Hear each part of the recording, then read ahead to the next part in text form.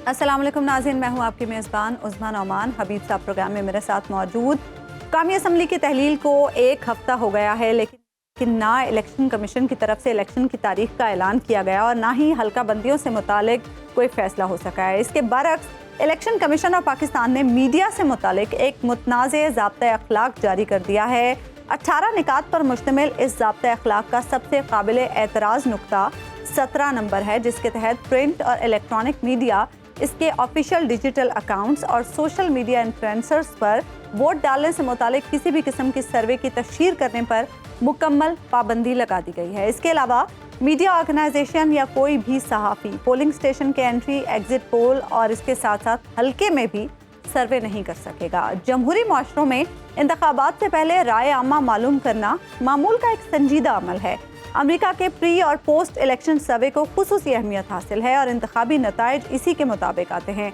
बरतानिया, France, Germany, Australia, तुर्की, भारत, हत्ता के पाकिस्तान में भी गुज़श्ता कुछ इलेक्शंस में वोटर सर्वे होते रहे हैं, जिसमें हमने देखा है कि काफ़ी हद तक नताइज जो हैं वो दुरुस्त होते हैं, क्योंकि इससे हमें मालूम होता है कि अवाम का रुझान किस सियासी जमात, किस सियासी शख्सियत और किस सियासी नज़रिए की तरफ है। ये सर्वे मीडिया हाउसेस और इंतखाबात से मुतालिक नामी गिरामी सहाफ़ी करते हैं। इसके अलावा गैलप, पल्स जैसे मुस्तनद इदारे भी इस हवाले से काम कर रहे हैं, जो मुख्तलिफ सियासी जमातों के अलावा पार्लियामेंट के लिए काम करने वाली तंजीमों और हुकूमत के बाज़ इदारों को भी इन सर्वेस के नताइज फराहम करते हैं, जिसके तहत वो अपनी हिकमत अमली तरतीब देते हैं। लेकिन पाकिस्तान में हम देख रहे हैं कि इस बार उल्टी गंगा बहने लगी है और इलेक्शन कमीशन ने इलेक्शन की तारीख देने का बुनियादी काम करने की बजाय सर्वे पर पाबंदी लगाकर मीडिया का ही गला घोंट दिया है। इसकी वजह क्या है, इसी पर प्रोग्राम में हमें ज्वाइन करें माहिर कानून जस्टिस रिटायर्ड शबर रज़ा रिजवी साहब और आई4 के सरबराह तारिक जुनैद साहब भी हमारे साथ प्रोग्राम में मौजूद हैं।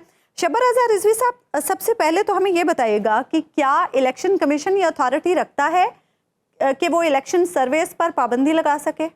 बिस्मिल्लाहिर्रहमानिर्रहीम।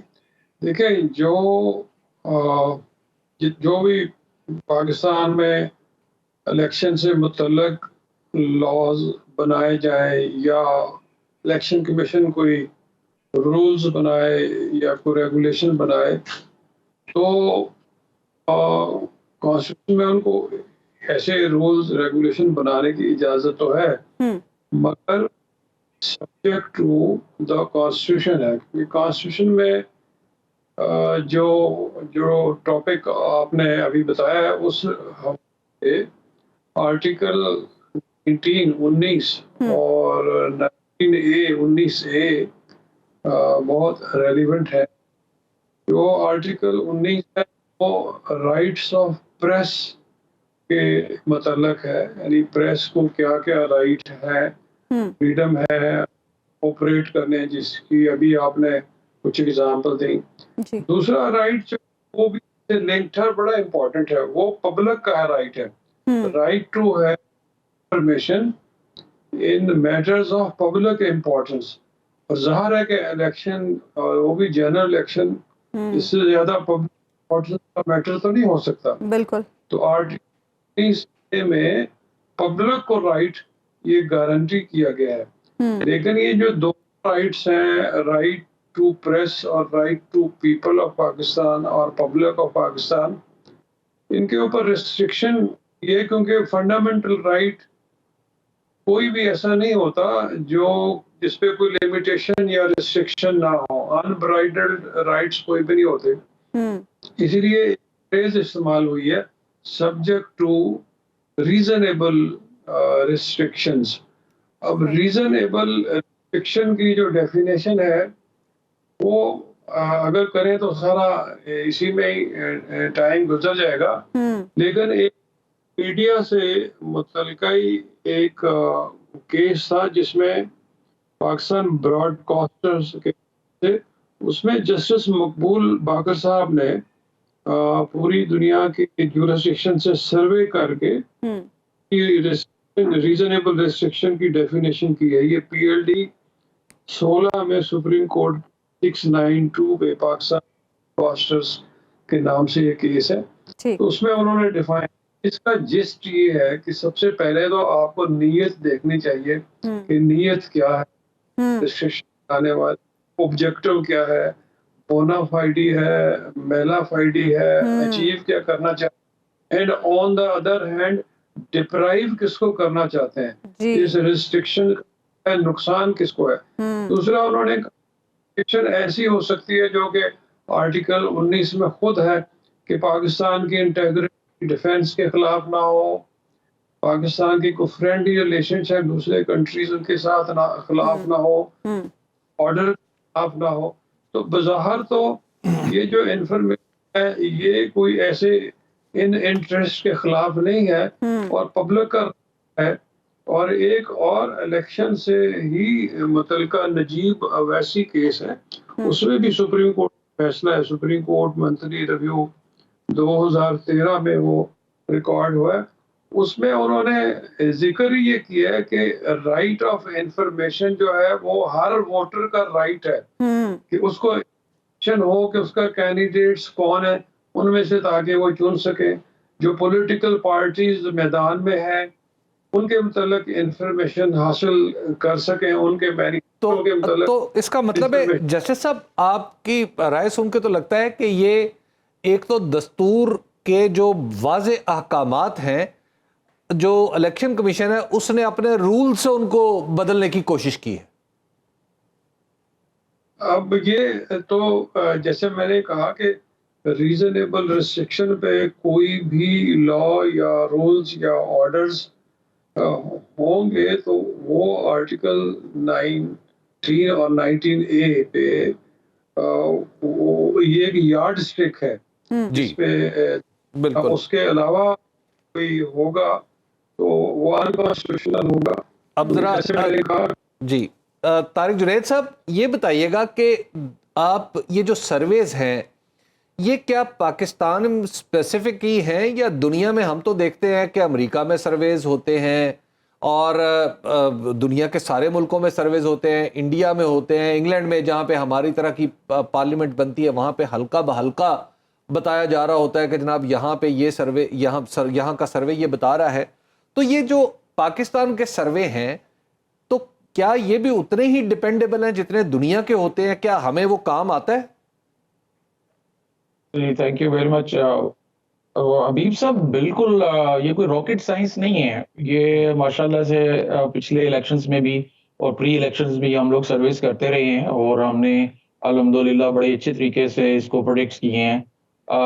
मेरा ये ख्याल है कि ये जो अभी जो कदगन लगाई जा रही है जरा ये ओवर ड्यू कर दिए इन्होंने, क्योंकि ये असल में अपने जो इलेक्शन एक्ट का सेक्शन 178B और C है उसके पीछे मेरा ख्याल इन्होंने ये किया जिसमें ये कि obstruction to cast the vote है या सीक्रेसी ऑफ द वोट के ऊपर है।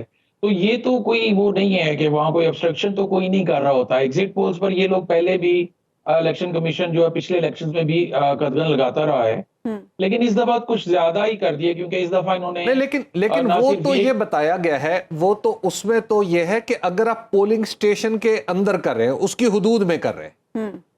जी जी जी नहीं, लेकिन इस दफा में इन्होंने जो ऑर्डर किया उसमें ये कि कॉन्स्टिट्यूएंसी में भी नहीं कहीं कर सकते। हाँ, कॉन्स्टिट्यूएंसी में भी नहीं कर सकते। तो ये जरा ऐसा एक्स्ट्रा है और ये कहीं भी किसी इलेक्शन एक्ट में नहीं। अगर मैंने भी इलेक्शन एक्ट जो 178B देखा है, अगर तो ऑब्स्ट्रक्ट करता है सीक्रेसी ऑफ वोट के ऊपर फिर तो बात सही है जी। लेकिन जहां तक आप दूसरे मुल्कों की बात कर रहे हैं तो अनफॉर्चुनेटली जहां मैंने थोड़ा सा सर्च किया, चाइना में या चिली में या कोलंबिया में ऐसे मुल्क हैं जहां पे एक मुझे सिर्फ न्यूजीलैंड नजर आए जहां पे ये 24 घंटे की रिस्ट्रिक्शन लगाते हैं कि 24 घंटे पहले तक आप सर्विस दे सकते हैं, उसके बाद नहीं दे सकते। इसके अलावा पूरी दुनिया में ये अलाउड है। इलेक्शंस के सर्विस, प्री इलेक्शन सर्विस भी होते हैं, पोस्ट इलेक्शन सर्विस भी होते हैं। और देखिए this is an opinion of the voter, but basically कोई ऐसा भी मुल्क है तारिक जुनैद साहब जहां सर्वे ना होता हो? नॉर्थ कोरिया में नहीं होता होगा मेरा जी मैंने जिस तरह बताया कि हम उन मुल्कों की लाइन में अगर खड़ा होना चाहते हैं तो अलग बात है, जिसमें चिली है, कोलंबिया है। कुछ मैंने कहा डेवलप्ड डेमोक्रेसीज के हैं कंट्रीज जो रिस्ट्रिक्ट करते हैं लेकिन वो टाइम बार्ड करते हैं, यानी कि आप 24 घंटे तक मुकम्मल पाबंदी वो भी नहीं लगाते। यानी 24 घंटे तक फेयर है। हम भी 2 दिन आम तौर पे तारिक साहब हम भी 2 दिन का ध्यान रखते हैं कि 48 घंटे पहले तो हम सारे सर्विस वगैरह बंद कर दिए थे हमने 2018 के इलेक्शन में। अच्छा जस्टिस साहब ये बताइएगा कि इसमें जो इलेक्शन कमीशन ने कहा है वो ये कहा है कि میں ہی مدعی ہوں، میں ہی جج ہوں، میں ہی گواہ ہوں، میں ہی ایگزیکیوٹر ہوں. اس نے کہا ہے کہ اگر کسی نے اس کی خلاف ورزی کی تو یہ بھی میں ہی طے کروں گا کہ اصل اس نے جرم کون سا کیا. یہ کوئی اصول قانون میں کہیں موجود ہے کہ یہ سارے اختیار الیکشن کمیشن کو دے دیں، یا پھر الیکشن کمیشن کا نام کیا رکھ دیں پھر ہم؟ بادشاہ غالباً ٹھیک رہے گا. یہ بتائیں اس میں انہوں نے کوئی ٹائم دیا ہوا کہ کتنے گھنٹے پہلے یہ بند کریں گے، یا کوئی اس میں کوئی ہے کہ یہ نہیں، ایسی تو کوئی وضاحت نہیں ہے. ٹائم کی کوئی وضاحت نہیں ہے. اچھا، حالانکہ یہ اس میں بتانا چاہیے کہ بھائی اس سے یہ نہیں پتہ چلتا کہ یہ آپ الیکشن دن کی بات کر رہے ہیں، الیکشن کے 24 گھنٹے پہلے کی بات کر رہے ہیں، 36 گھنٹے پہلے کی بات کر رہے ہیں. اس میں یہ نہیں لکھا ہوا ہے، اس لیے وہ اوپن چھوڑا ہے. شاید اس میں وہ کہتے ہوں گے کہ جی اس میں تو پھر وہ کوئی 4 دن پہلے بھی بند کر سکتے ہیں، اور وہ آج بھی بند کر سکتے ہیں کیونکہ نگران حکومت تو آ گئی ہے، تو لہٰذا آج بھی بند کر سکتے ہیں. پولنگ دن ہے نا، پولنگ اسٹیشن تو پولنگ والے دن ہوتا ہے، اس سے پہلے تو پولنگ اسٹیشن ایگزسٹ نہیں کرتا. جی وہ تو ہلکا ہی ایگزسٹ کرتا ہے. بالکل. اچھا جج صاحب یہ بتائیے گا کہ اب اگر ہم اس کے خلاف اپیل لے کے جانا چاہے کوئی شخص تو وہ کیا کرے گا؟ کیا وہ الیکشن کمیشن کو خط لکھے کہ جناب آپ نے یہ کانسٹیٹیوشن کی خلاف ورزی کر دی ہے، یا کیا کرے؟ الیکشن لاز کی جو کتاب ہے اس میں یا تو کوئی ہے کہ اگر کسی ایشو پہ کوئی کسی کو گریونس ہے تو الیکشن کمیشن کے سامنے کمپلین کرے یا اپیل کرے. مجھے نہیں پتا کہ اس میں الیکشن لاز میں ہے ایسی پروویژن. اگر ایسی پروویژن نہیں ہے تو پھر تو ہائی کورٹ میں ریٹ کی جا سکتی ہے. اچھا طارق جنید صاحب یہ بتائیے گا کہ یہ جو سرویز ہوتے ہیں یہ کیا آپ لوگ چنتے ہیں باقاعدہ طور پہ لوگوں کو کہ پہلے انہیں فون کر کے بتاتے ہیں کہ تم نے پی ایم ایل این کا نام لینا ہے اور پھر بعد میں خود بخود یہ گھر میں بیٹھ کے بنا لیتے ہیں سروے آپ؟ جی نہیں، بالکل نہیں. دیکھیں جو سروس کمپنیز ہیں they strictly follow the code of ethics جو اسٹیبلش کیے گئے ہیں ورلڈ وائڈ پہ، اور انٹرنیشنل سٹینڈرڈز کو فالو کرتے ہیں. سب سے بڑی بات یہ ہوتی ہے کہ ہماری جو پولنگ کی جو ریزلٹس ہیں وہ کریڈیبل نہیں ہوں گے تو ہماری اپنی کریڈیبلٹی آن سٹیک ہوتی ہے. اور آپ نے تو پچھلے الیکشن میں بھی آبزرو کیا کہ ہم نے کتنے کامیابی سے ہلکا بہلکا ہم نے بتا دیا تھا کہ کون سے حلقے سے کون سا کینڈیڈیٹ جیتے گا. تو یہ بالکل ایک سائنٹیفک میتھڈولوجی اور ویری ویل ایکسیپٹیڈ ہے پوری دنیا میں. اگر آپ نے دیکھا ہو تو بڑی سائنس اور بڑی وائڈلی یوز ہوتی ہے. اور یہ رضاکارانہ طور پر ہوتے ہیں سرویس یا کسی سیاسی جماعت کے کہنے پہ کیے جاتے ہیں؟ رسپونڈنٹ کو پیسے دیے جاتے ہیں کیا؟ نہیں، بالکل نہیں دیے جاتے جی. آپ رسپونڈنٹ جو ہوتے ہیں رینڈملی سلیکٹ ہوتے ہیں. میں نے جس طرح بتایا کہ ایک سائنٹیفک میتھڈولوجی سے آپ کو رسپونڈنٹ سلیکٹ کرنے ہوتے ہیں. اصل میں یہاں پہ نا ہمیں ایک مجھے لگتا ہے کہ ہمیں سروے لٹریسی کی بھی ضرورت ہے پاکستان میں، کیونکہ سرویس کو سمجھنے کی کوشش کریں. میں جیسے مثال دیتا ہوں کہ امریکہ 36 کروڑ کا ملک ہے اور وہاں صرف 1500 سے 2000 لوگوں کو انٹرویو کر کے وہ بتا دیتے ہیں کہ کون سا پریزیڈنشل کینڈیڈیٹ جیتے گا، کون سا پریزیڈنشل کینڈیڈیٹ آئے گا. یہاں پہ بھی ہم لوگ 3-4 ہزار ایک حلقے سے اٹھا لیتے ہیں یا کسی ایک صوبے سے یا ملک سے اٹھا لیتے ہیں، تو ہم لوگ بہت اچھی طرح پریڈکٹ کر سکتے ہیں کون سی پارٹی اس وقت نمبر 1 پہ ہے، کون سی نمبر 2 پہ ہے، کون سی نمبر 3 پہ ہے.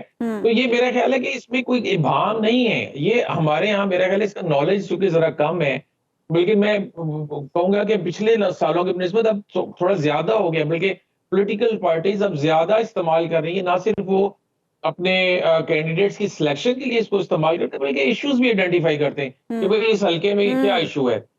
اس ایشو کے مطابق پھر اپنی گورنمنٹس کو یا اپنے کینڈیڈیٹس کو یا اپنے جو M N Es M P Es ان کو کہتے ہیں کہ بھئی آپ یہ ایشو ان کے سالو کریں جو آپ کے رسپونڈنٹس کے. تو یہ ایک اچھی بات ہے کہ آپ جو ووٹرز کو کنیکٹ کر رہے ہیں پارلیمنٹ کے ساتھ. بالکل. تو طارق صاحب آپ کو کیا لگتا ہے کیا آبجیکٹو ہو سکتا ہے کہ الیکشن کمیشن نہیں چاہتا کہ ایسے سرویز ہوں؟ کیونکہ میں تو آبجیکٹو کا تو مجھے پتا نہیں ہے، لیکن مجھے یہ لگ رہا ہے کہ اگر اس طرح یہ لوگ الیکشن میں گئے تو ابھی سے الیکشن میں ڈاؤٹ شروع ہو جائیں گے. اگر اس طرح کے انہوں نے لاز یا اس طرح کی جو ریگولیشنز بنائی تو پھر کوسچن مارک ہوگا جب انٹرنیشنل آبزرورز آئیں گے جو کہ ہر الیکشن میں آتے ہیں. EU کے آبزرورز آتے ہیں، یو ایس سے بھی آتے ہیں، تو وہ آبزرورز یہ مارک کریں گے، اس کو کہیں گے کہ یہ آپ نے کیوں بین کیے تھے. تاکہ لوگ جان نہ سکیں کہ کون سی پارٹی اس وقت کتنے نمبر پر آ رہی ہے. تو اس پہ میرا ہی خیال ہے کہ ڈاؤٹ کریٹ ہوگا. یہ الیکشن کمیشن کے حق میں بھی اچھا نہیں ہے. میرا خیال ہے ان کو ری تھنک کرنا چاہیے. اچھا جسٹس صاحب، اب پاکستان کے آئین میں تو یہ لکھ رکھا ہے کہ election commission free and fair election کروائے گا، صاف اور شفاف الیکشن کروائے گا جو قابل بھروسہ ہو، جس کی بنیاد پہ حکومت اور پارلیمنٹ تشکیل پا سکے. جب ہمیں یہ پتہ ہی نہ ہو، مثال کے طور پہ اے بی سی ڈی پارٹیاں ہیں، اور اچانک صرف الیکشن کمیشن ہمیں کہے کہ یہ جو سی پارٹی ہے یہ جیت گئی ہے، اور باقی لوگ اس کی گواہی نہ دے سکیں، یا ایسا ماحول ہی نہ ہو، مثال کے طور پہ طارق جنید صاحب آئی پاور کی طرف سے یہ بتا ہی نہ سکے الیکشن سے پہلے، پولنگ سے پہلے، کہ ہاں یہ جو اے بی سی ڈی پارٹیاں ان میں سی یا تو پہلے نمبر پہ یا آخری نمبر پہ ہے. تو یہ تو ایسا نہیں لگتا کہ ہم نے الیکشن کمیشن نے پوری کی پوری وہ صاف شفاف فری اینڈ فیئر الیکشن کے اوپر سوالیہ نشان لگا دیا ہے کہ فلو آف انفارمیشن کو روک دیا ہے؟ بالکل آپ ٹھیک کہہ رہے ہیں. دیکھیں آج کل دنیا جو ہے it has become a global village. تو جو جنرل الیکشن ہوتا ہے کسی ملک میں، اور پاکستان بڑے ملکوں میں ہے، اس میں پوری دنیا کا انٹرسٹ ہوتا ہے، اور اس انٹرسٹ میں فیئرنیس آف الیکشن جو ہے وہ ایک سب سے امپورٹنٹ پوائنٹ ہوتا ہے کہ الیکشن فیئر ہو رہے ہیں، سب پارٹیز کو ایکول اپرچونٹی جو ہے پرووائڈ کی جا رہی ہے.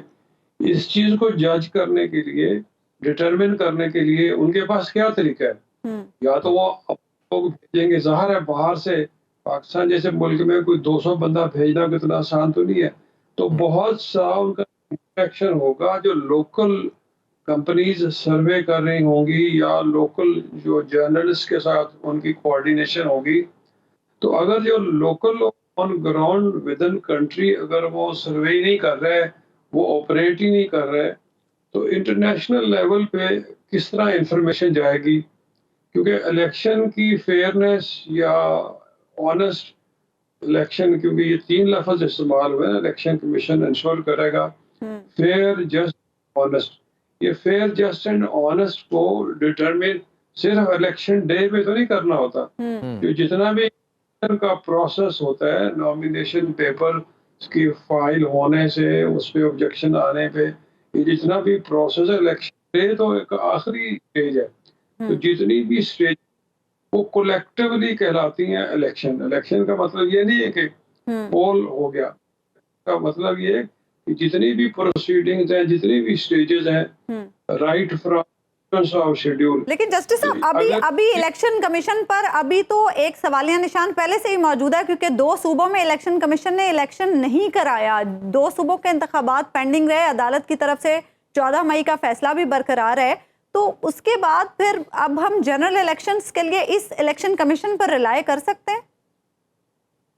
دیکھیں اب الیکشن کمیشن جو ہے وہ پاکستان کا ہی ہوگا نا، وہ اب کہیں باہر سے تو نہیں آپ لا سکتے. الیکشن کمیشن کوئی ایک مشین تو نہیں ہے، یہ تو انسانوں پہ مشتمل ہوگا. اس کا بیسٹ طریقہ تو یہی ہے کہ جتنے بھی یہ واچ ڈاگز ہیں، جیسے سروے کمپنی ہے، پریس ہے، کورٹس ہیں،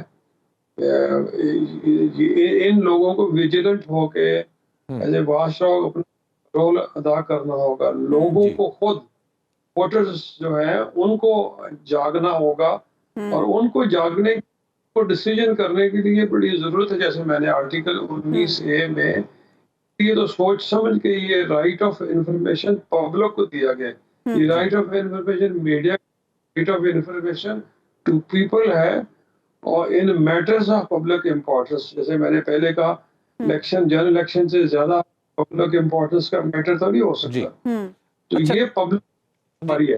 طارق صاحب، وہ اگر مجبور کرنے کے لیے یہ ضروری ہے کہ لوگوں کی اویئرنیس، یہ سب لوگ جو ادارے ہیں وہ دیکھتے ہیں کہ پبلک ہوئی ہے، تو ذرا پبلک کی بھی ذمہ واری، وہ ہر چیز جو ہے وہ پریس پہ، میڈیا جاننے کی کوشش کریں.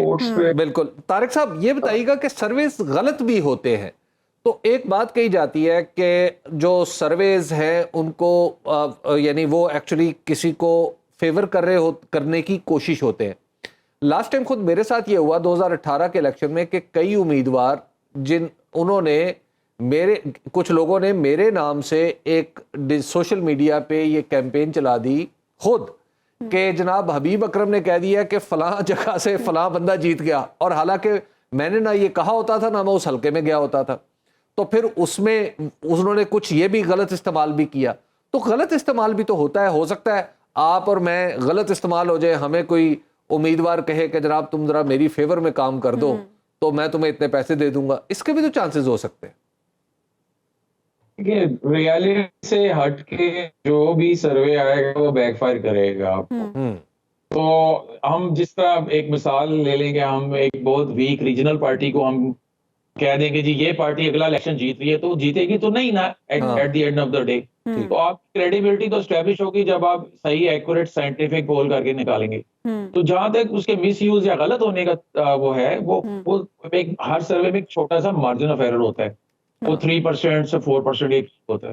تو جہاں بڑی کلوز فائٹس ہوتی ہے نا، میں مثال دوں گا پچھلی ٹرمپ اور ہیلری کلنٹن والی کی، وہاں پہ 2% پہ جو ہے فیصلہ ہوا تھا. تو لوگ پریڈکٹ تو یہی کر رہے تھے کہ شاید ہیلری کلنٹن جیت جائے گی، لیکن وہ 2% مارجن آف ایرر تھے تو سرویز بڑے ایکوریٹ تھے. میں آپ کو صحیح بات بتاؤں کہ سرویز 99% ایکوریسی شو کرتے ہیں جہاں پہ مارجن آف ون 5% سے زیادہ ہوتا ہے. جی بالکل. یہاں ہمارے یہاں چونکہ پنجاب میں جو ہے نا، آپ کو شاید اندازہ ہو کہ 49 سیٹس نیشنل اسمبلی کی لیس دین 5% آف ووٹ سے سلیکٹ ہوئی ہیں. سو 5% آف ووٹ اگر ادھر سے ادھر ہو جائے تو تقریباً 49 سیٹس ایک پارٹی کی پاکٹ سے نکل کے دوسری پارٹی کی پاکٹ میں چلی جاتی. تو اس لیے وہاں پہ ہم مارجن آف ایرر دیکھتے ہیں، کلوز فائٹ دیکھتے ہیں اور پھر پریڈکٹ کرتے ہیں کہ جی یہاں پہ کیا چانسز ہیں. تو ہو سکتا ہے مارجن آف ایرر کی وجہ سے تھوڑا سا فرق آ جائے، لیکن 99% ایکوریٹ رزلٹ ہوتے ہیں. ٹھیک ہے، بہت بہت شکریہ طارق جنید صاحب. جسٹس ریٹائرڈ شبر اظہر رضوی صاحب آپ پروگرام میں ہمارے ساتھ موجود تھے. ایک بریک لیں گے ہم ناظرین، اور بریک کے بعد واپس آئیں گے تو گفتگو کے سلسلے کو آگے بڑھیں گے. ویلکم بیک ناظرین. بریک پہ جانے سے پہلے ہم بات کر رہے تھے الیکشن کمیشن آف پاکستان کی جانب سے میڈیا سے متعلق جو ایک متنازع ضابطۂ اخلاق جاری کیا گیا ہے اس بارے میں. حبیب صاحب، آپ کو کیا لگتا ہے ان سرویز کو روکنے کے پیچھے الیکشن کمیشن کا کیا مقصد ہے؟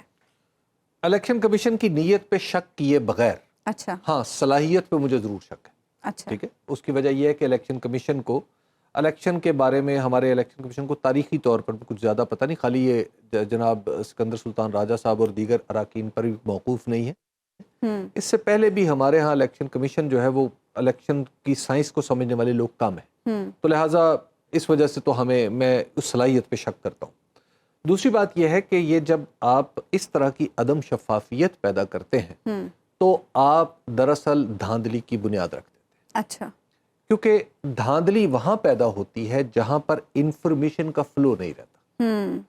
اب آپ ذرا تصور کیجئے کہ آپ کی جو فہرست ہے الیکشن کمیشن کی ویب سائٹ پہ پڑی ہوئی، اس میں کئی درجنوں سینکڑوں سیاسی جماعتیں ہیں. اگر الیکشن کمیشن یہ کہے ہمیں الیکشن پولنگ کے دن اور ہمیں جیسے یہ کام کرنے سے روک دے، منع کر دے کہ ہم جماعتوں کی گراؤنڈ ایگزسٹنس کا کوئی ثبوت ہی عوام کے سامنے پیش نہ کر سکے یا عوام کو پتہ نہ چلے، تو اب آپ ذرا تصور کیجئے کیا ہوگا کہ اس فہرست میں سے کوئی ایک جماعت اٹھا کے اس کے نام پہ ووٹ دکھا دیے جائیں. کیا الیکشن کمیشن یہ کر سکتا ہے؟ ایسا نہیں کر سکتا. الیکشن کمیشن کا کام صاف شفاف الیکشن نہ صرف کروانا ہے بلکہ نظر بھی آتے رہیں، یہ پروسیس کا حصہ ہے. اور پولنگ کے دن اس کا کام یہ ہے کہ جو گیون سیٹ آف رولز ہے اس کے اندر پولنگ ہو، اور الیکشن کمیشن نے صرف اور صرف ان ریزلٹس کو کمپائل کر کے عوام کے سامنے پیش کرتے ہیں. بلکہ یہ سرویز تو الیکشن کمیشن کے لیے آسانی پیدا کرتے ہوں گے. اب ذرا تصور کیجیے کہ ہم لوگوں پہ پابندی لگا دی کہ جی سروے تو نہیں کر سکتے کیونکہ آپ نے اگر سروے کیا تو آپ پکڑے جائیں گے. اور دلچسپ بات یہ کہ پکڑے کس قانون کے تحت جائیں گے یہ ہمیں نہیں پتا. ہم نے جرم کیا ہوگا یہ الیکشن کمیشن کہتا ہے بعد میں تعین کرو. یعنی یہ آمرانہ سوچ جو ہے، یہ آپ ذرا سوچئے کہ الیکشن کمیشن جیسے ادارے میں بھی آ گئی جو ہمارے ہاں جمہوریت کا نگہبان ہے. تو دراصل میں سمجھتا ہوں کہ یہ جب آپ سروس پہ پابندی لگاتے ہیں، دراصل آپ الیکشن کی شفافیت کو ختم کر کے اس میں دھاندلی کے امکانات پیدا کرتے ہیں. اچھا حبیب صاحب، یہ کلوز سرویز کیا ہوتے ہیں؟ اچھا، ایک دوسرے کے بالکل قریب آ جائے. دیکھیے یہ ایک ڈیفینیٹلی ہوتا ہے. جیسے ابھی طارق جنید نے امریکہ کی مثال دی.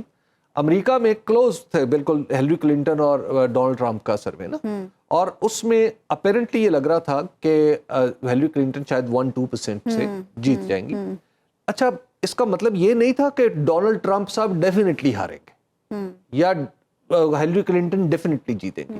دیکھیے یہ سرویز ہیں, اس میں شروع سے لے کے یہ ایک دن کا سنیپ شاٹ ہوتے ہیں. اس میں جب ہم ایک دن دیکھتے ہیں, ہو سکتا ہے اگلے دن کسی امیدوار نے ایسی بڑی غلطی کر دی ہو کہ جس کے نتیجے میں آپ سوچیں کہ جناب اب تو اس کو ووٹ ہی نہیں دینا. یعنی اس دن کی جو رائے ہے الیکشن ڈے تک آتے وہ چینج بھی ہو سکتی ہے. امکان ہوتا ہے کہ کیری کی جائے گی, لیکن بیچ میں بہت سارے ifs and buts ہوتے ہیں, تو لہٰذا کوئی حتمی نتیجہ تو نہیں ہوتا. اس حوالے سے میں اپنے الیکشن کمیشن کو اور آپ کو مشورہ دینا چاہتا ہوں کہ آپ صدر اوباما کی جو بایوگرافی ہے اس میں اس کو پڑھیں. اور اس میں انہوں نے اپنی 3 الیکشن مہموں کے بارے میں بتایا ہے کہ الیکشن کس طرح لمحہ بلمحہ اوپر نیچے ہوتا رہتا ہے ایک ڈیموکریٹک سوسائٹی میں. تو اب آپ میرا خیال ہے کہ وہ کتاب کے متعلقہ ابواب پڑھ لیں الیکشن کمیشن کے لوگ, تو ان کی معلومات میں بھی اضافہ ہوگا, وسعت نظر بھی بڑھے گی, اور اس کے ساتھ ساتھ شاید جمہوریت کے ساتھ ان کی کمٹمنٹ بھی کسی نہ کسی درجے میں بہتر ہو جائے. اور یہ رینڈم ٹیکنیک کیا ہوتی ہے الیکشن کی؟ اچھا ہاں, میں ایک سیکنڈ, یہ جو کلوز سروے اس کے میں آپ کو ذاتی سا لطیفہ نہیں 2 واقعات. میں نے سروے کیا 2018 میں, جہاں چیئرمین تحریک انصاف اور خواجہ سعد رفیق صاحب الیکشن لڑ رہے تھے لاہور میں. تو اس سروے کا نتیجہ میرا یہ تھا کہ 1% سے جو بھی جیتا وہ جیتے گا, 1% کے مارجن سے. اور 1% میں نے جو اس وقت جو ہمارا سروے تھا وہ یہ کہہ رہا تھا کہ 1% سے تحریک انصاف کے چیئرمین جیتیں گے. اچھا. اور دوسرا دلچسپ تھا نتیجہ جو ہم نے سروے میں نکالا, وہ تھا سیالکوٹ میں, جہاں خواجہ آصف اور عثمان ڈار آمنے سامنے تھے. وہاں پہ رزلٹ بالکل ہمارا جو سروے کا نتیجہ تھا وہ بالکل برابر نکلا.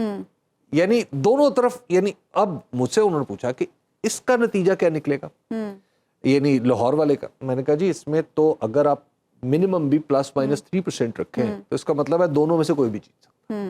ٹھیک ہے, لیکن میرا گمان یہ ہے, ظاہر آپ جب خود کام کرتے ہیں تو آپ کا ایک بن جاتا ہے نا, تو میں نے کہا میرا گمان یہ ہے کہ یہاں سے تحریک انصاف کے چیئرمین جیتے, اور چیئرمین تحریک انصاف 1% سے ہی جیتے.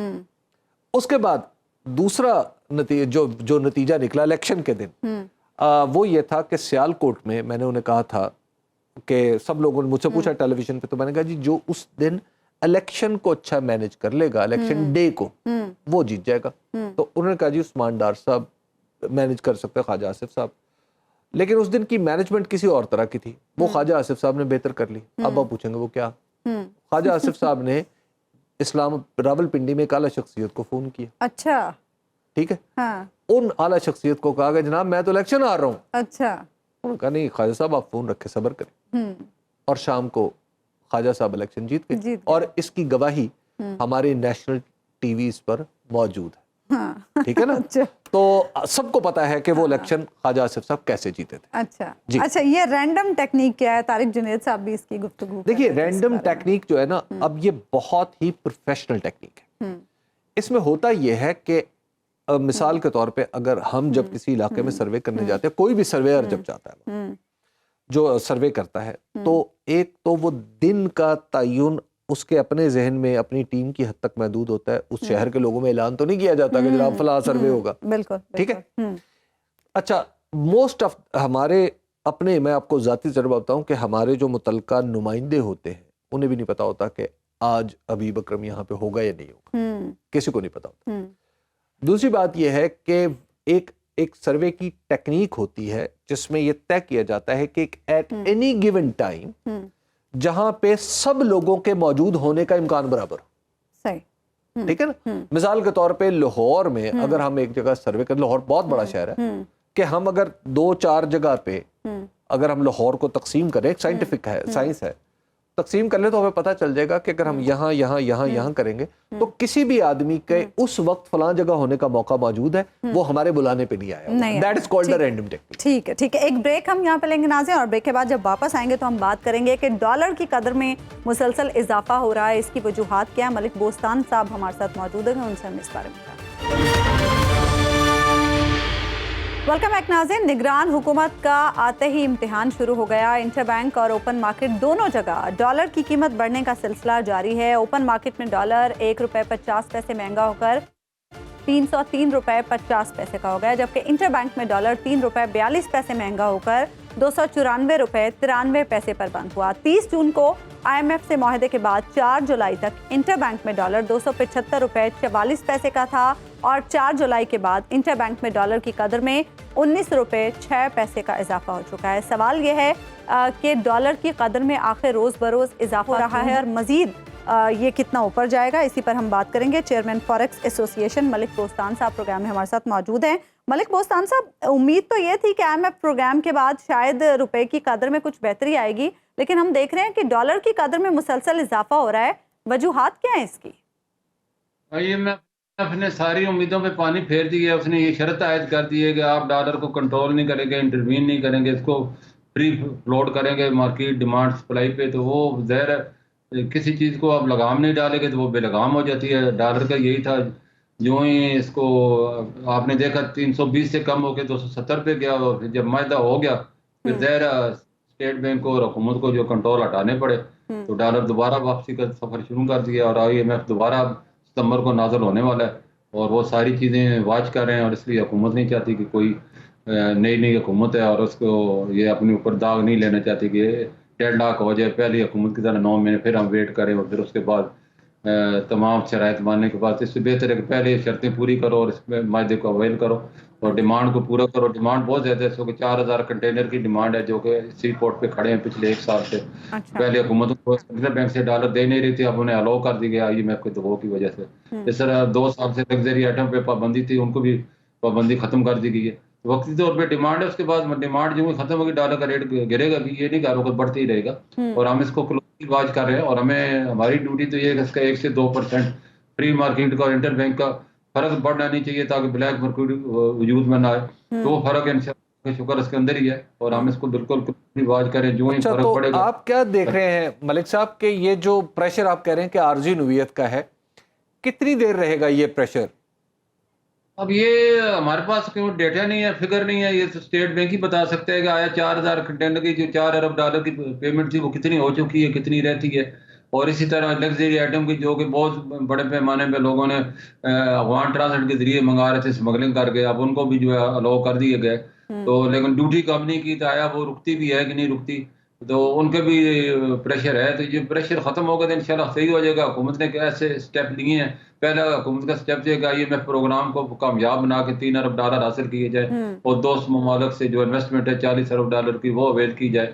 और ये इकनॉमिक काउंसिल जो बनाई गई फैसिलिटेशन, ये सेक्रेटरीट इसका कायम हो गया और लॉजिस्टिक जो है इसका आर्मी का पूरा एक ब्रिगेड है जिसमें 3 जनरल है, 15 ब्रिगेडियर है, पूरा एक एक्सपर्ट की टीम है जो कि इस चीज़ को यकीनी बनाएगी हमारी ज़राअत को, लाइफ स्टॉक, मादनियात, जितनी भी चीज़ें अल्लाह ने हमें ख़जाने दिए हैं उन्हें हम एक्सपोर्ट करके डॉलर कमाएं और कर्जे उतारें। तो ये चीज़ें में महीने साल तो लग सकते हैं, साल के बाद आप देखेंगे तो काफी हद तक फ्लो बढ़ेंगे। मलिक साहब, वो तो एक अलग प्रोसेस है, उसमें तो बाज़ औक़ात चीज़ें मैच्योर होते हुए तो कुछ टाइम भी लगता है क्योंकि बड़े बड़े प्रोजेक्ट्स हैं। लेकिन ये बताइएगा कहीं ऐसा तो नहीं कि अफगानिस्तान दोबारा स्मगलिंग शुरू हो गई हो, यानी डॉलर की फिजिकली लोग ले जा रहे हों?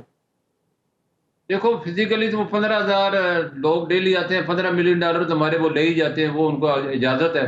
तो वो भी हमारे ऊपर बोझ है अब, क्योंकि जितने भी आज जो मेरा की जरूरत है वो भी यहाँ से पूरी होती है, उनकी जो फॉरेन एक्सचेंज की जरूरत है वो भी यहाँ से पूरी होती है। हम डॉलर में चीजें मंगाते हैं, वो हमसे पाकिस्तानी रुपए में खरीदने की उनको इजाजत है। तो वो तो हमारा समझे सूबे ही है, उसको तो अब आप कुछ भी नहीं कर सकते। आप ईरान और अफगानिस्तान की जितनी भी चीजें पाकिस्तान से जाती हैं सारी उसकी कीमत हमने अदा करनी है, तो उसको तो आप भूल जाएंगे, वहां पे कोई बेहतरी आएगी या स्मगलिंग कम हो तो जाएगी। मलिक साहब, आपको क्या लगता है मजीद कितनी ऊपर जाएगी डॉलर की कदर? देखो इसमें अभी जो कैसराइयाँ की जा रही हैं वो तो बड़ी खतरनाक हैं और IMF ने खुद भी कहा था कि हमारी 305 तक एक्सपेक्टेशन है, जबकि हुकूमत ने 290 पे सेट किया था डॉलर को, जो बजट अपना बनाया था। 7,000 जो अरब का कर्जा बैरूनी ममालिक वापस करना है 25 अरब डॉलर का, तो उसकी वैल्यू थी 290 पे बनाई गई थी, लेकिन अब लगता है कि ये 295 था, इंटर बैंक ही हो गया। तो अगर ये 300 इंटर बैंक क्रॉस करता है तो फिर 305 तो हो ही जाएगा। तो अब ये फाइनेंस मिनिस्टर साहब जब हलफ उठा लेते हैं और आ जाते हैं तो मैं समझता हूँ फिर शायद कुछ कंट्रोल करने वाला आएगा तो शायद कीमत गिर भी जाए। तो क्या अभी तो स्टेट बैंक को रोल कंट्रोल प्ले कर सकता है इस वक्त कोई एग्रेसिवली, जैसे अभी उसने खबर देख रहा था कि उन बैंकों के खिलाफ कार्रवाई करने का फैसला किया है जिन्होंने फॉरवर्ड में बेचे हैं डॉलर जरा हाई प्राइस पे? देखो ये पिछले 2 साल से शौकत तरीन साहब के दौर से ये हो रहा है, और उसके बाद मिफ्ता साहब आए, फिर इसहाक डार साहब आए, अब ये केयर टेकर आ गया, अल्लाह करे ये इनमें हिम्मत हो और ये वो कर दिखाएं जो कोई भी नहीं कर दिखाया, और उनके खिलाफ एक्शन लें जिन बैंकों ने सट्टेबाजी की है, ओवरसोल्ड की है। और इस वक्त तक मैं आपको बता सकता हूँ पिछले 5 साल में 9 अरब डॉलर पाकिस्तान के रिजर्व से बैंकों ने लिया ओवरसोल्ड होने की वजह से। तो पाकिस्तान के रिजर्व जो नुकसान है इन्होंने बैंकों ने पहुंचाया, इतना किसी में नहीं पहुंचाया। ठीक है, बहुत बहुत शुक्रिया मलिक बोस्तान साहब, आप प्रोग्राम में हमारे साथ मौजूद हैं। अभी हम देख रहे हैं पेट्रोलियम मसनूआत की कीमतों में भी बड़ा इजाफा हुआ है और उसके बाद यकीनन महंगाई का एक बड़ा तूफान भी आएगा। देखिए इंटरनेशनली पेट्रोल की कीमतों में इजाफा हुआ है और जाहिर है हमारा जो करेंसी डिवैल्यूएशन है वो भी हमारे सामने है, और इस लिहाज से और फिर IMF के साथ जो हमने मुआहिदा किया है और जो साबिक हुकूमत करके गई है यानी PDM की हुकूमत, अब उस हुकूमत ने जो मुआहिदा किया वो भुगतना तो आपको पड़ना है। और उसकी बुनियादी शर्त यह है कि हम इंपोर्ट नहीं रोकेंगे, हम चीज़ों को एज इट इज़ चलने देंगे, और जैसे जैसे हमारा जो रुपया है वो डिवैल्यू होता जाएगा ये खुद ऑटोमेटिकली एडजस्ट कर लेगा अगेंस्ट इंपोर्ट। यानी जब चीज़ों की कीमतें बढ़ेंगी, इसके पीछे थ्योरी है कि उनकी डिमांड कम हो जाएगी, तो ऑटोमेटिकली अगर इंपोर्ट कम होती है तो होने दें।